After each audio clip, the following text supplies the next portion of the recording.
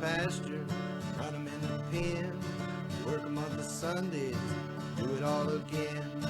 Race 'em in the sand, buck 'em in the mud, drip a cowboy's sweat, bleed a cowboy's blood.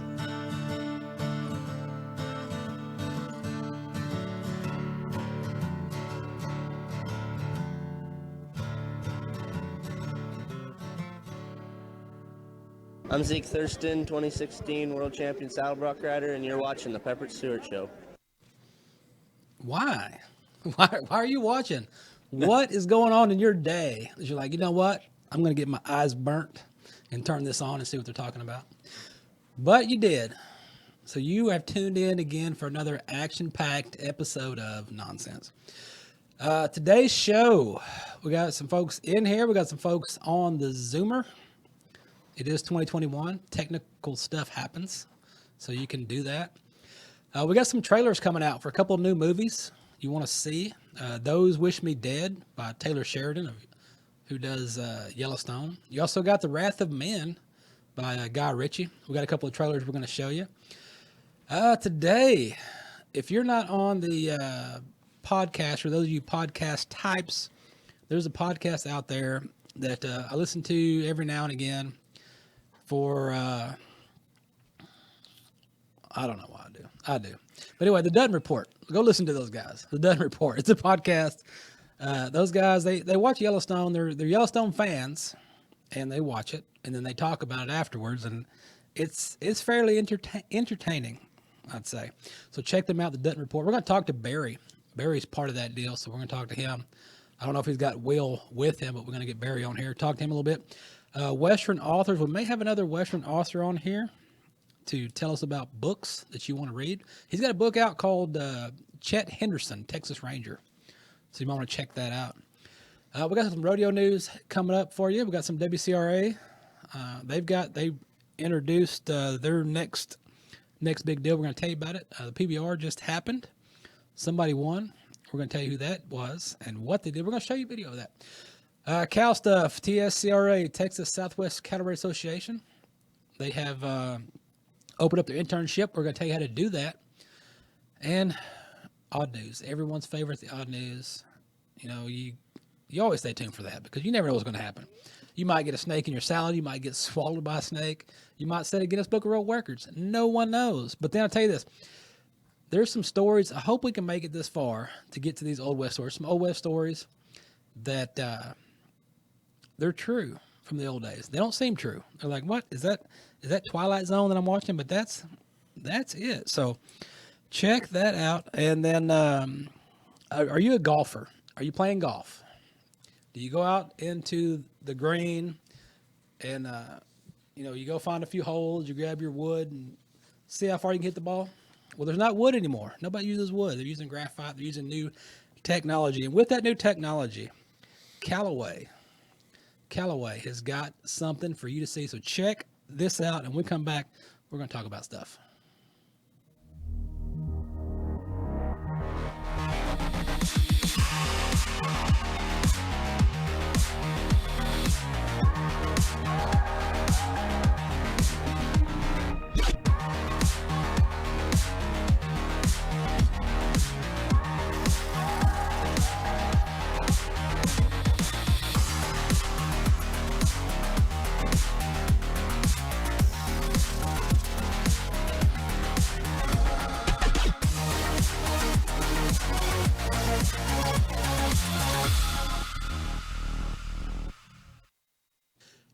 Swing it. If you're not golfing, that's what people say. Golfing, there's a lot of golfing going on everywhere. They have a lot of the rodeo committees have golfing tournaments where they go out and golf and stuff. So get you a golf club, go swing it. Callaway golf clubs. Speaking of Callaway, the new set of Callaway golf clubs that I just unwrapped today. I'm gonna have to go try those out.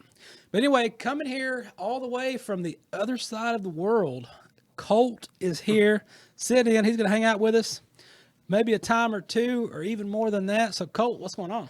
Nothing much. Thank you for having me. I appreciate it. It's awesome. Like you said, the other side of the world, it felt like that coming over from Fort Worth. So that traffic can get pretty nasty.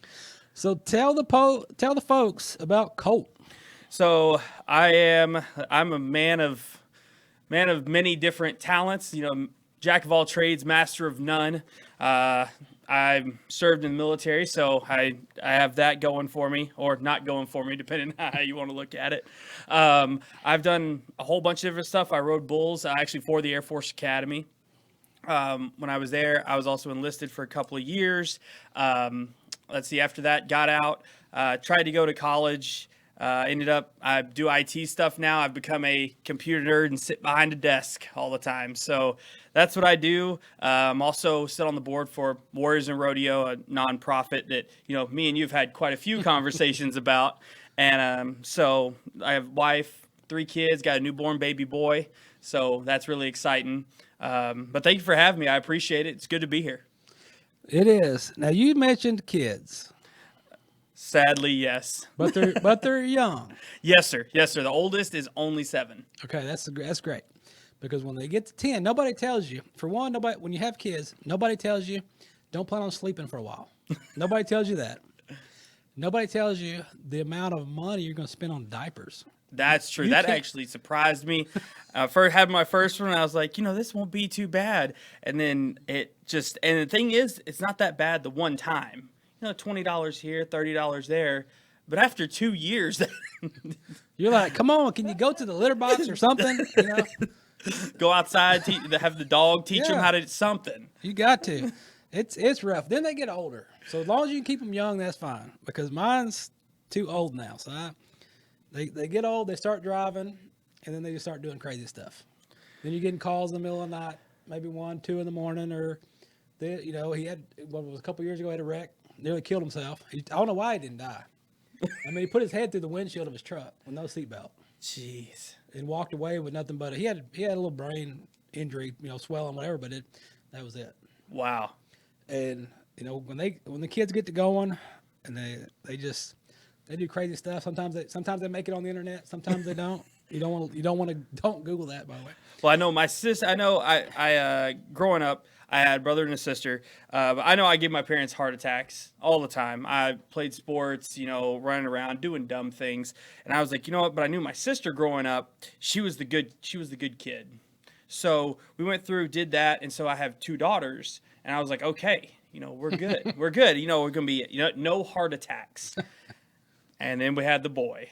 Uh-oh. And he's already showing it up that he's going to be the troublemaker in the family. He's ready to go. Yes, sir.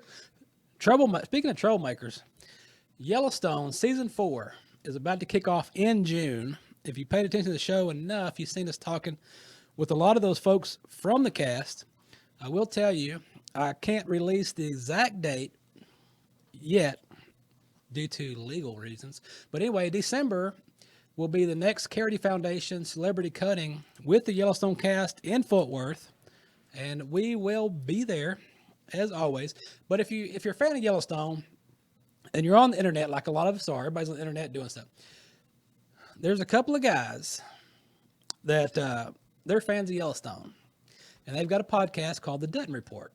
And I don't know how I stumbled across this, or they stumbled across me. I don't know. We've stumbled, and I found these guys, and so I've listened to a couple of the episodes. What they do is they watch the show, they watch Yellowstone, and then they get together and they kind of recap the show, try to answer a few questions, try to figure out what happened. Some things they get right, some things not so much, but it's entertaining. It's an entertaining podcast if you want to. So all day yesterday, when I was driving across Oklahoma for, 15 hours, whatever I was driving, I flipped on the Dutton Report, and I was just going through and listening, what was going on. And I thought, this is good stuff. I got to talk to these guys and see what happens. So that's what I did. And here's this guy, Barry, is with us. There he is, from the Dutton Report on the internet. What's going on? Oh, Pepper, life is good, man. How's life? Oh, it's always busy. So tell me about this report, and how did you two guys, because I think one of you is on this side of the country, one's on this side of the country. How did you guys come together and put this in? Yeah, great question. So I am located in Georgia, and my co-host, Will Swisher, he's also our producer. He does all the editing. He is located out in Los Angeles. we met at a former job here in Georgia and became good friends and stayed in touch.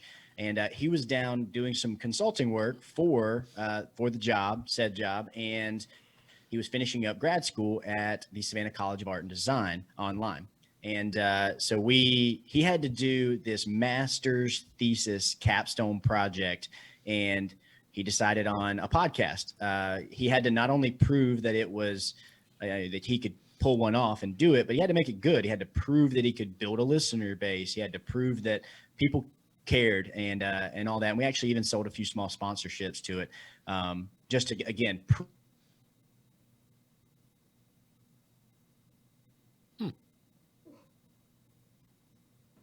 Yellowstone.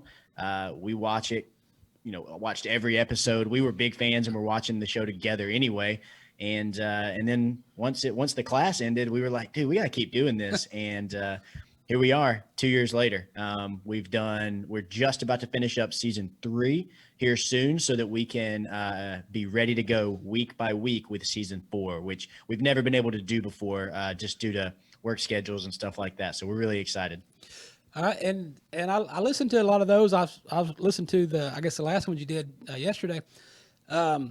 As far as the background, with you guys' background, do you have any background in farming, ranching, rodeo, or what kind of background do you come from as far as your point of view on watching the show?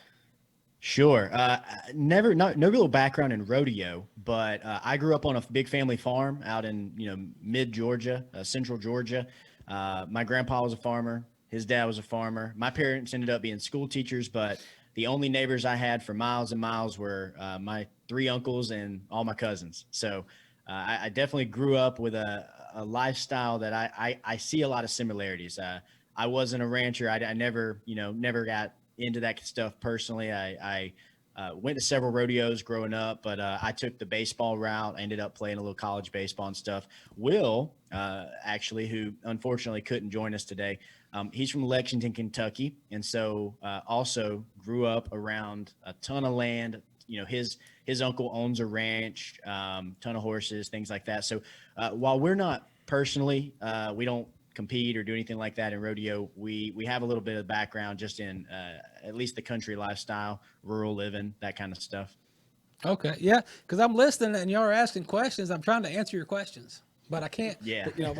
Because it's different time zone. But and a lot of that stuff. I mean, a lot of stuff y'all pick up on is some things I don't see, and there's other things that you pick up on that make sense. And so it's just I guess it's neat to see a different perspective, on the show, because from our background watching the show and living the lifestyle, there's a lot of things on the show that happen that you have to leave a lot of room for TV magic, time editing, time stuff like that, because that's what turned me off to it when it first came out. When Yellowstone first came out, the first 10 minutes I was done. I was like, he didn't go catch this wild stallion, load him in a trailer, then back him out with a halter on. That don't happen. I turned it off. Didn't watch it again until I guess season 2 came out. Was getting ready to come out, and there was this big uproar about it. It's like I got to see what's going on. So I put it on, watched the whole thing. I was like, okay, and then that's when I talked to Forey, because Forey is he's the real cowboy on the show, and I visited with him, and that's what he said. He said, just there's a lot of stuff. It's Hollywood. A lot of stuff. Most people aren't going to recognize this stuff. Just let it go, and just be glad that this lifestyle is the #1 drama on TV. And so I was like, yeah, you got a point. Some of that stuff you just overlook and just go with it. But the guy you were looking for, I was listening the other night. Y'all were asking about who was the guy that was in the bunkhouse that's done nothing but that, and that's Jake Rame. He's a horse trainer. Yeah, he's a horse trainer. And he trains horses, and he trains their horses out here in Weatherford. And that's who you guys are looking for. I was like, it's Jake. And then I thought y'all were going to Google it, but you Googled something else. And then I was like, yeah. Correct me if I'm wrong here. Jake is also obviously authentic, like Forey. He's the guy that lives that lifestyle. But someone told me that Jake, or maybe I saw this somewhere, that Jake was originally considered to be Rip. I've heard that before, but I don't think with with the acting in there and to really bring somebody there to do it, I think it worked better with Cole. But then you do have to have a stunt double. You do have to have somebody that has the look to do the real cowboy stuff. So who's who? And he's froze again. Oh, sorry, we're back. Yeah. I caught a good bit of it. I couldn't agree with you more. Jake, love you, dude. He's like, I love the scenes he's in. Brings a lot of authenticity. But there's nobody on earth that could play Rip better than Cole Hauser. No. I mean, golly, I'm the self-proclaimed leader of the Rip Wheeler fan club. Big Rip fan here.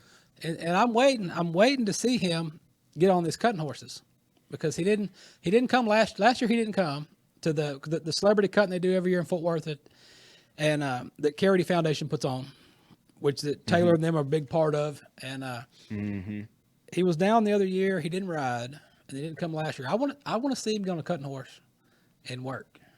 That's what I want to see. I want to see Rip do it. Jimmy did it. Jimmy did great. Mo does it. Gil doesn't ride. And then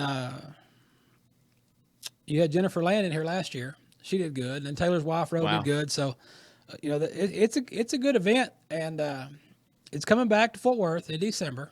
I can't tell you the day yet. I mean, I know the day, but I can't tell the day. It's coming back to Fort Worth. And the word on the street is going to be more Yellowstone influenced. So maybe we're bringing more cast members in to compete in this deal. So the folks that need to take a trip to Fort Worth in December need to be at that cutting. Hopefully, since this Corona stuff is kind of, flattening itself out or whatever, then maybe they'll have the big event and everything like they do, normal in the normal days. Yeah, I certainly hope so, man. Me and Will were just talking about we need to get out there. We need to get out to number one, we want to get out to the Chief Joseph Ranch and just see it for ourselves, and then two, we need to get to that event. I think that'd be awesome.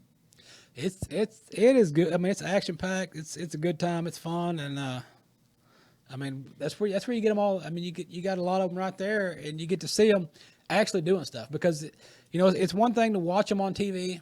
And when you're watching them on the show, because like with Ford, you got a real cowboy that lives cowboy life, and he's playing a cowboy. Well, the rest of these guys are actors, and so when they come in, they're putting on a show. That's their job. They don't mean it, wrong or different, but when they show up to these things, they're in character. They're playing a character, and that's their deal. Some of them have fun with it, some of them don't.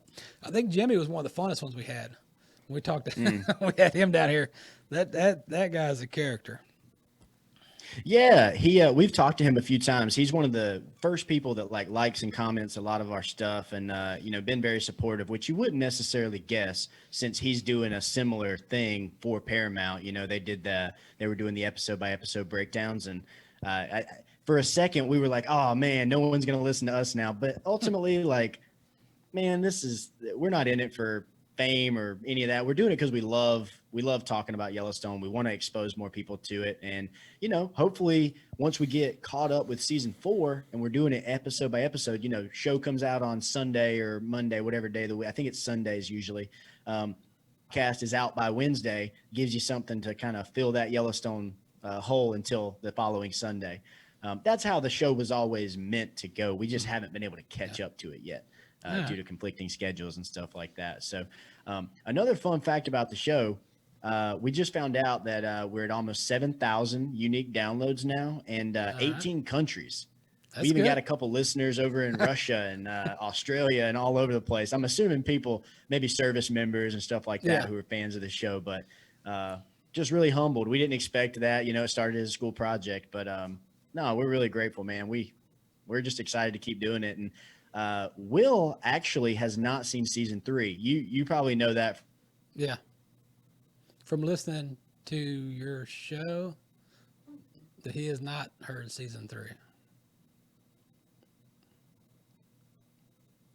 Call him Bluebell. He's frozen. Like ice cream, right? He's froze. He's stuck. I guess. Let it go. Huh? Oh. I'll see if he pops back up. If he doesn't, I was just gonna tell him, which now he can't hear me, But I was listening to their show, and I was going to lead him with this little thought, because they're trying to figure out what's going to happen. My theory on this is it's all going to come down to they're going to sign the ranch over to Tate because he's part Indian, and they can't take it. That's interesting. That's interesting. My family is a huge Yellowstone fan. I've only watched a couple of episodes, but like just listening to you guys talk about it has made me, now I'm starting to wonder. I'm like, wait, I need to get caught up on this because this is making me more interested. Yeah. It's definitely worth a watch, man. You need to get into it. It's so good. All right, when you turned into Bluebell ice cream a while ago and you got frozen. So what I was saying is, I was listening to you guys talk, and here's my theory on this. Will it happen? I don't know. My thought is this. Tate's part Indian. Sign the ranch over to Tate. He's Indian.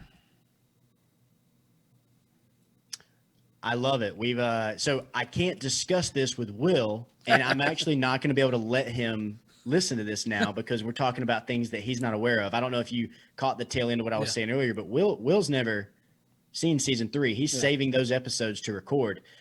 So one more thing I get to have over him, he's not going to get. But I think that's an awesome. I think the thing I heard that makes me think that makes the most sense is when Taylor Sheridan came out and said he has an ending in mind. Yeah. This is not a show he wants to run for 20 years. Well, yeah, he's got 2 more shows coming up. He's fixing to do. He's fixing to do one on 4 6s and then the 1883. So he's got shows in mind. But yeah, I'm gonna let you get. We appreciate you coming on and talking to us, and we'll tell folks to check out the Dutton Report and see what you guys are up to, and we'll catch you on your next episode. Yeah, thanks, guys. Check us out, theduttonreport.com, at the Dutton Report on Instagram, Twitter, Facebook, whatever you're looking for. Pepper, thanks so much, man. Thank you. All right, speaking of shows by Taylor Sheridan, there is a movie coming out. I don't know what to do with a piece of paper, but there's a movie coming out. Oh, here it is, that Taylor is part of. I think it's based on a book, and Warner Brothers is releasing this. It's called Those Who Wish Me Dead.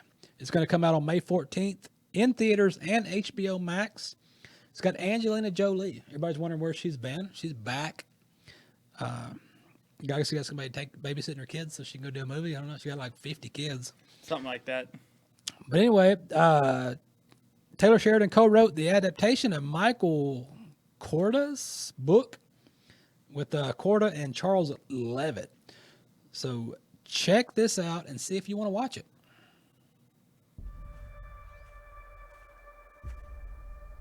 Why'd they put you in a fire tower? Well, I'm just lucky, I guess.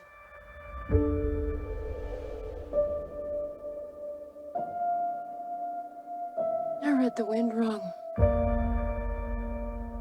I should have gone to them. Then you'd be dead too.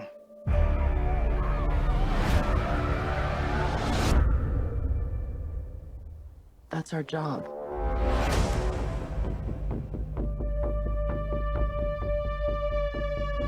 Hey! Stop! I'm not gonna hurt you. I want to see where the blood's coming from. It's not my blood. You in trouble?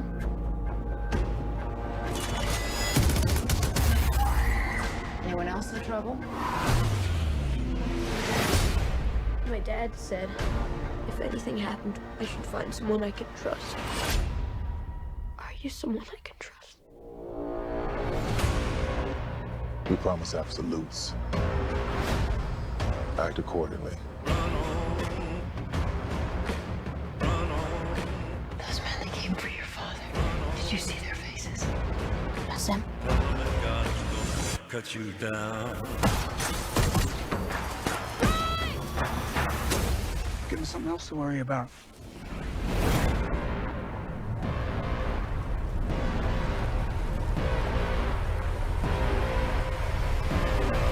You can run You're gonna run. Run on for a long And you're gonna keep running. sooner or later gonna cut you down. That eats everything in its path.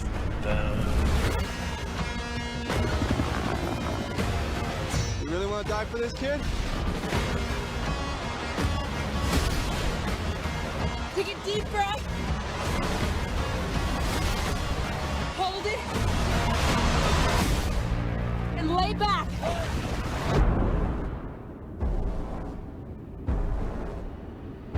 What happens next? You look it right in the eye. God's gonna cut you down. Tell him that God's gonna cut you down. Go watch it. That looks good. Go check that out. I went and watched a movie last weekend, and I went and watched Nobody, and that's pretty good. It's got the Saul Goodman from Better Call Saul, and that's a good movie. I really liked it. It's I won't spoil it for you, but it's pretty good. Go watch it. But speaking of action-packed stuff is going down, and Colt's got some rodeo news for you. Yes, we got the WCRA, the World Champion Rodeo Alliance, in partnership with the Days of 47 Cowboy Games and Rodeo, excited to announce the format and payout for the 2021 event. The Days of 47 will play host to the second stop of the WCRA's Triple Crown. During the 2021 series, they'll have a payout of over $500,000. Each champion will walk away with a minimum of $25,000 and that coveted Days of 47 gold medal. Days of 47 Cowboy Games and Rodeo is presented by Zion's Bank, and it takes place July 20th through the 24th at 7:30 p.m. It'll be at the state-of-the-art Days of 47 Arena at the Utah State Fair Park in Salt Lake City. The total event payout, like I said, will be over $500,000 with per payout as follows. Semifinals will be $144,000, $36,000 per performance, and then the gold medal round be $418,500, $46,500 per discipline. Nominations for the Days of 47 leaderboard segment 8 will remain open until June 27th at 11:59 p.m. Central Time. The top 24 timed event athletes and top 24 rough stock athletes on the leaderboard at that time will qualify for the event, with the number one athlete on the leaderboard in each discipline being automatically seeded to the gold medal round on July 24th. Number one athlete will also be given the opportunity to compete in the preliminary rounds if they choose. The remaining 8 athletes in each discipline will be qualified via the Days of 47 committee parameters to include the top 3 medalists in each discipline from the 2019 event, along with top 5 athletes in the 2021 PRCA, WPRA, and PBR world standings respectively as of June 28th. A total of 32 athletes in each of the 9 disciplines will compete in the semifinal performances, with the fastest time or highest score in each discipline of each performance advancing to that gold medal round. The 3 fastest times or highest scores from all the semifinal performances combined, not already advancing, will also advance to that gold medal round. Seven qualifiers from the semifinal rounds, along with the WCRA leaderboard number 1, will create for a total of 8 athletes competing in each discipline for that gold medal round. Make sure you check it out. It'll be on Saturday, July 31st at 1 p.m. Eastern on CBS Television Network. It will broadcast the Days of 47 Cowboy Games and Rodeo. Sounds like an action-packed event. That sounds like there's going to be a lot of tough cowboys and cowgirls at that event. That is for sure. Oh, the money's good though. The money's up there. I mean, $500,000. I ain't going to complain. No. And speaking of rodeo, PBR, Professional Bull Riders, they just knocked out another one.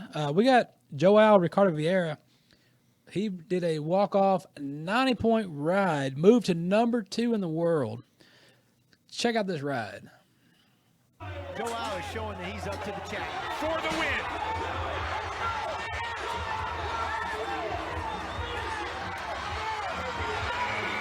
Joao is the man in Oklahoma.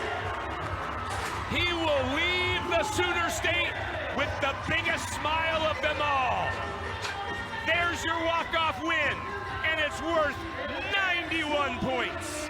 And Joao just left no doubt who the best bull rider was from start to finish all weekend long. Outstanding weekend for Joao.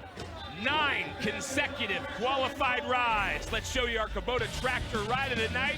It's the one that won it.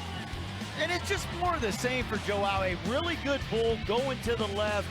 Look, this is what has won this guy so much in his career. It's being great on bulls that go that direction.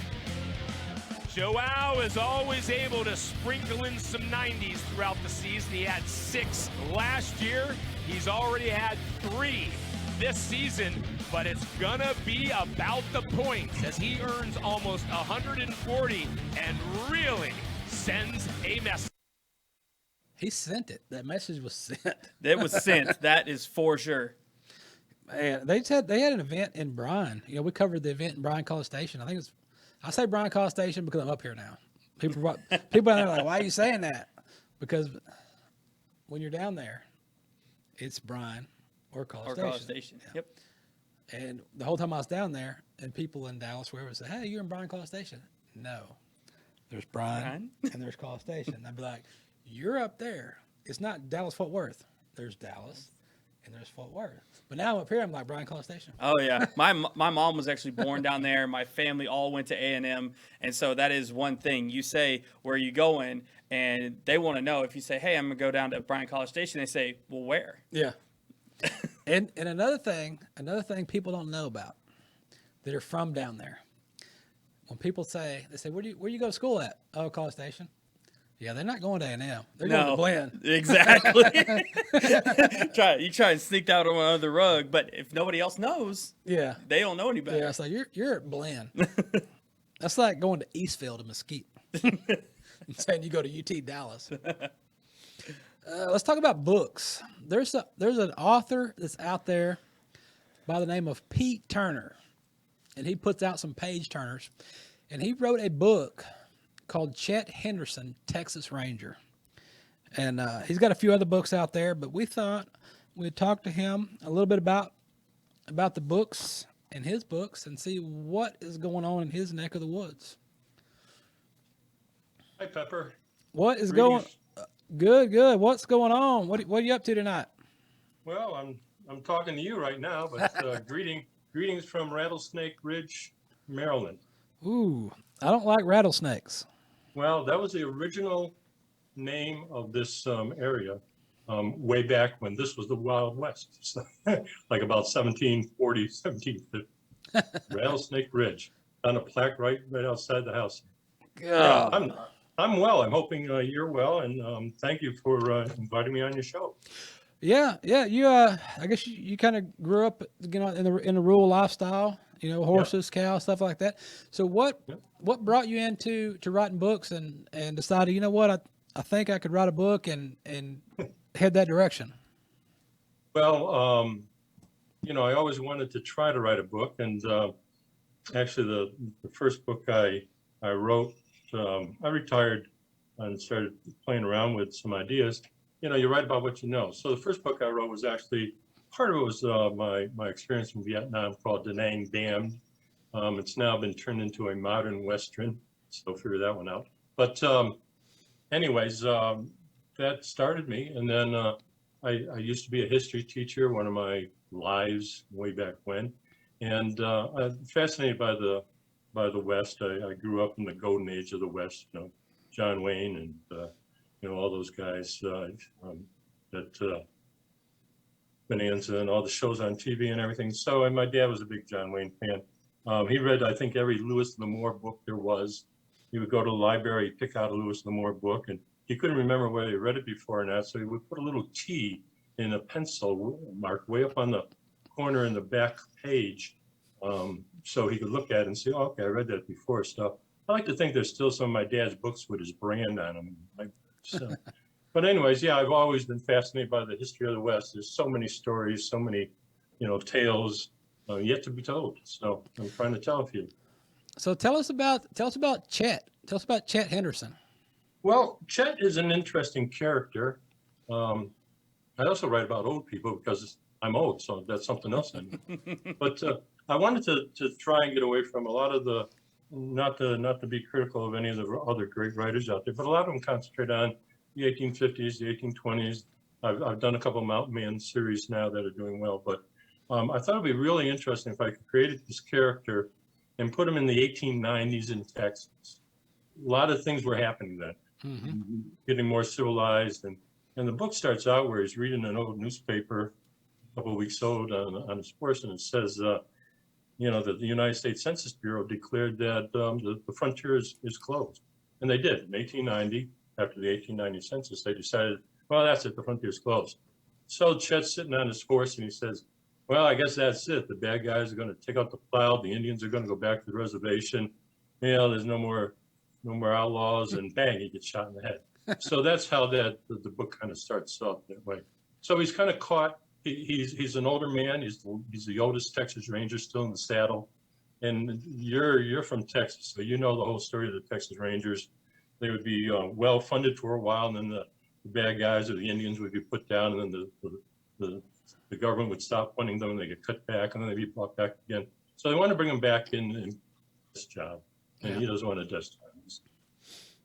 He rides, you know. He does want to put his horse on the train. He rides. Yeah. And so that's kind of the idea is an older man caught between the changing of times, trying to do the best he can and fight the bad guys, and he has a bunch of them to fight. So, but that's kind of where I wanted to go with. You know, what I try to ask myself a question usually before I write a book, and it's like, what if a guy was like Chet, older and set in his ways, and times are changing, and he really started having a hard time.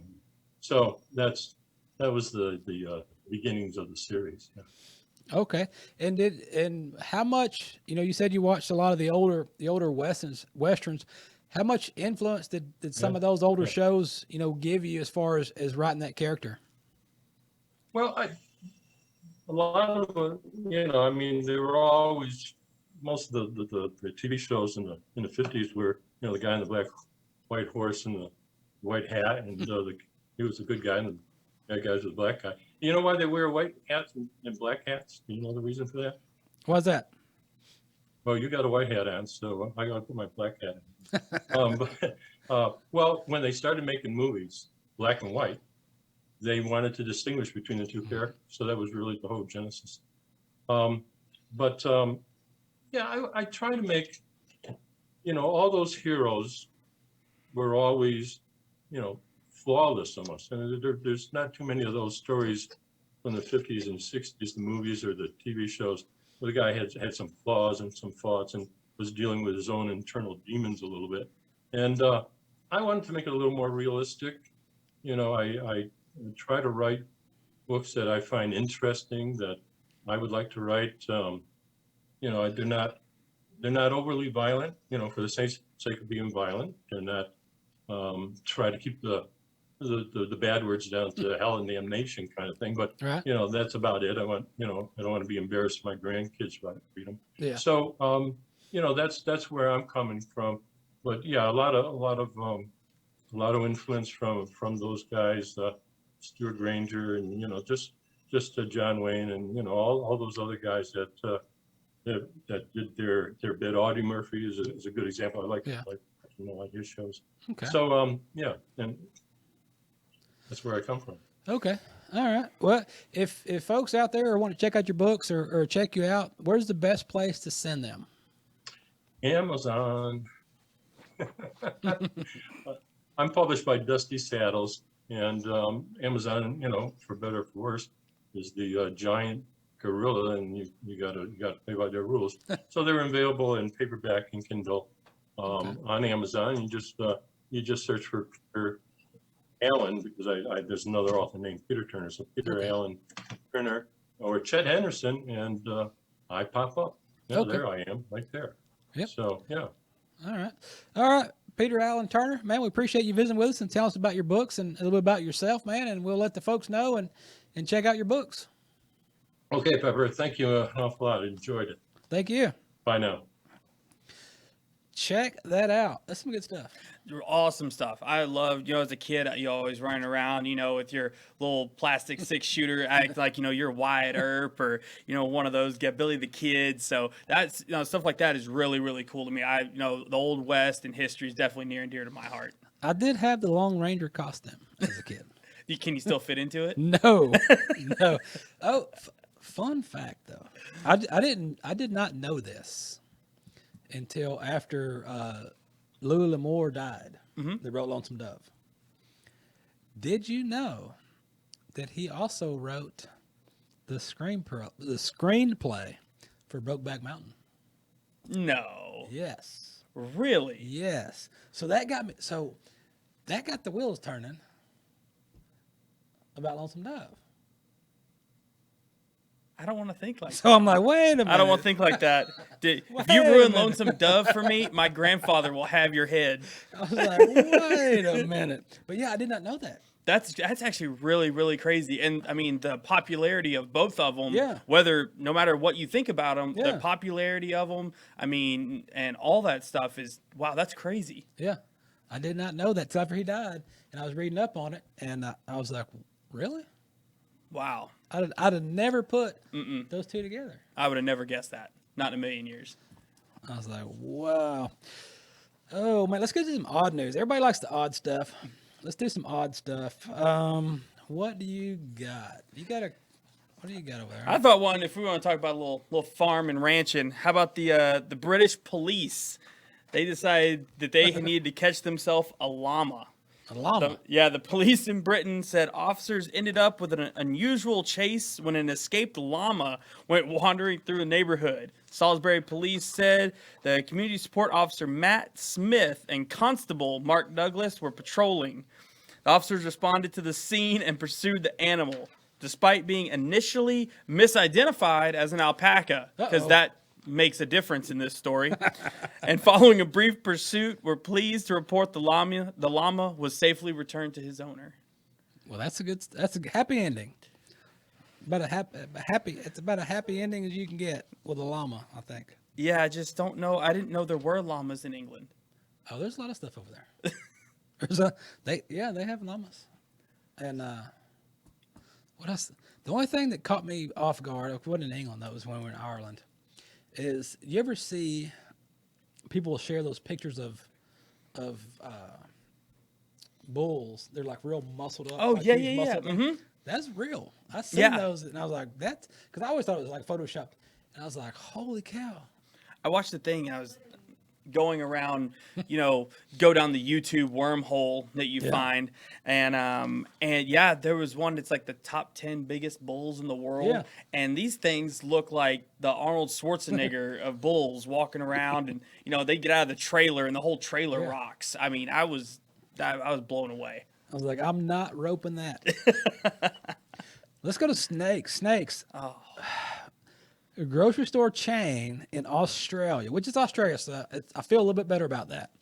But they found a venomous snake inside a bag of plastic lettuce, prepackaged lettuce. So a plastic bag of lettuce, getting ready to go, I guess, make a salad. And you get a snake salad. So it was at an Aldi. I think we have those here. Yes, we do. So they're investigating to find out how that happened. They got the snake, and then they have taken the snake, identified it, and has decided to retransplant it to its natural habitat. But it was a small snake, almost like a baby. So it's like, okay, so that's not as bad as I was thinking. Like I'm thinking, the old joke with the Pringles can where you open it up, the snake. That was my first thought when I saw that story. Was this snake is coming out trying to attack people out of, that's what you get for trying to make a salad, not just cooking a steak like a normal person. But they've got other snakes. That's why I don't want to go to Australia. What if you go to Indonesia? Oh yeah. Is it? I think is that Indonesia right there? Let's see. Oh yes. So a woman in Indonesia was swallowed by a python. Whoa! I guess a good thing it wasn't anaconda, because anaconda don't want none. She got bones. I'm gonna move on with the story. So a woman in Indonesia was swallowed whole by a python as she checked on her cornfields. She left her home Thursday night to visit her cornfield about half a mile from her home. Pythons, of course, are common in that area, but it was actually wild boars that she was originally worried about because they had been destroying her other crops. When Wa did not return, her sister went out to find her and found her footprints, flashlight, slippers, and a machete. 100 villagers searched the area and found a 23-foot-long, very swollen belly snake. The villagers killed the snake and cut it open and found Wa inside and intact. I seen the video. I spared you guys the video of this, but I seen the video of this, and you got to think about that. Could you imagine being swallowed by a snake, and then if you didn't get choked out before, you're going down. I mean, that's got to be the worst feeling ever. I couldn't even imagine that. That's absolutely terrible. I think I'll take the wild ball. I think I'll take the wild hogs. Well, I'm wondering too, what happened with the machete? Did it have some hacks in it? Did you not hack that sucker? Well, it doesn't say how old she may have been, so we don't know the physical condition or how well she could have defended herself. Could be, but I wonder if that's a world record. I see. Oh, yeah, that's right. The other world record, we were talking about that just a few minutes ago. Idaho man stacks 34 bars of wet soap for a Guinness World Record. Not dry soap. That must be a different record. But Idaho man said he had to grow out his fingernails to recapture the Guinness World Record for stacking wet bars of soap. David Rush, who has more than 150 Guinness World Records to his name, said he had to grow out his fingernails so he could get a secure enough grip to take on the record for the most bars of wet soap stacked in 1 minute. He previously set the record at 30 in 1 minute. It was taken later by someone who hit it at 32. Record-breaking enthusiast managed to recapture his title with 34 bars of wet soap stacked. Okay, so I'm wondering where do you learn the art of stacking wet soap? Is this something you learned in jail? Definitely not in the shower. Didn't want to drop it? Do not drop that soap. I'm stacking them, the wet soap. So I don't know. That's definitely not on my talent list. So I couldn't even guess. I want to see video of this. I want to see I want to see what kind of he had cat claws and he's just, I got a minute to stack these soaps. Well, if that's the case, I bet Edward Scissorhands would have been fantastic at it. I bet he would have beat that. I think so. And that's the thing. I like doing these stories on the world records because I like to think, what mindset was he sitting there on 420 and he thought of that? I mean, where in your mind do you think, you know what? I bet I could stack more soap than anybody. Well, I think I know what happened is he's one of those guys. You remember you'd go and buy, I remember when I was in high school, we had the big shiny books that said, Guinness World Records on it, and you'd start flipping through the pages. Mm-hmm. Well, there's somebody that they're never going to be the fastest man or, they're never going to be the strongest woman. But I can figure out how to stack some soap. Yeah. And I think that's probably where these are coming from. That's back for you kids today. That's back before the internet when you actually had to go to the library and get a book. But speaking of school, a security camera in Wisconsin at the high school captured the moment lightning struck and destroyed a tree right outside the building. The principal of the high school said the students were just sitting down to take the ACT test when it struck. I wonder if they got to leave. It's like, can't do the test today. Got to go. Initially, the students were scared, didn't know what happened. Then once they realized what happened, they was like, wait a minute, that's a historic thing for us to see. And check it out. I'm sure the science lab ran out to take samples. Oh, I'm sure. Or at least to go check it out. I mean, that's, I almost got struck by lightning actually out on a baseball field. You could feel it in your feet, the electricity, and that is not a fun place to be. But definitely that mean nothing else. The science class could go out there, and that'd be something cool that, you wouldn't get to see every day. Yep.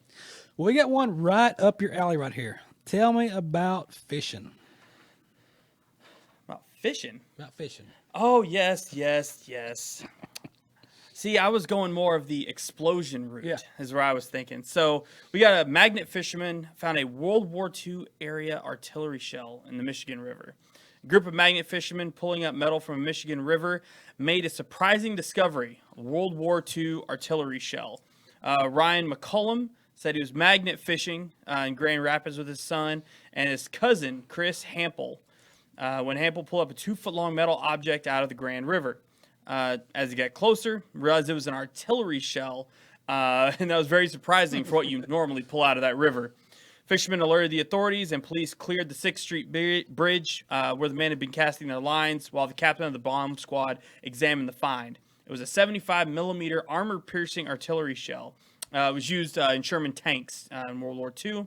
Bomb squad was unsure how the shell ended up in the river. The captain hypothesized that the object may have been brought home as a souvenir of the war, and then someone ended up disposing of it in the river. Somebody got scared. I don't know what should I do with this? I don't know. Let's go throw it in the river. I mean, I think of all things, I know this would be me when I was dumb and I was in the military doing dumb things. Never tried this though, but you bring it home from war. You know, back then you had the spoils of war. Guys would bring home everything. I mean, who knows what they had. I want to bet that they tried to set it off to see what would happen. And somehow it ended up in that river. They were throwing it off the bridge or trying to do something crazy, and I guarantee you that's how it was, and then they could never find it again. Like, yep, it's gone. Yep. We lost it. Oh man, one more movie we're going to tell you about, and then we're going to get out of town. There's another movie coming out you need to know about called The Wrath of Man. It's going to release next month as well. So take a gander at this and see if it is something you want to see. And while you feast your eyes on this, we're going to go. Ladies and gentlemen, we have a new addition. H. Portico Security specialize in cash trucks across LA. Do you have any idea how dangerous this job can be? Some idea, yeah. We ain't the predators, we're the prey. You ready? Ready. This is your temporary sidearm. What happens if we're pulling pistols in a machine gun fight? Do you have a problem? I don't know. Do I? It's a 10 grand drop. You should have been back 5 minutes ago. They're serious! Leave this to me. Get in the truck next time! Sorry, pal.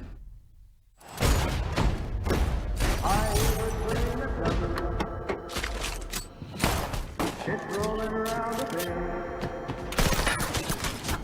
And I ain't seen the sunshine. Who is this lunatic?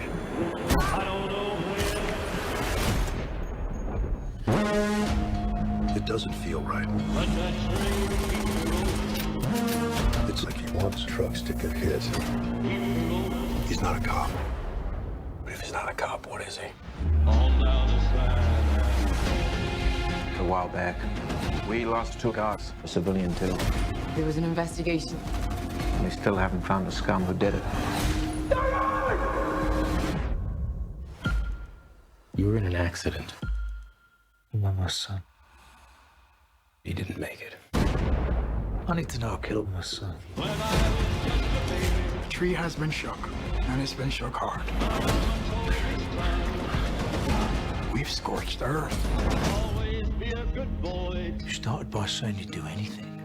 But what I'm hearing is, you think you've done everything.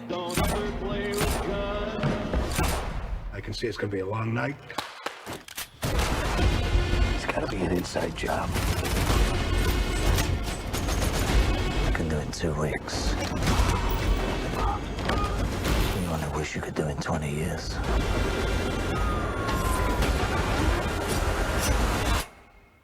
But I do bear a grudge.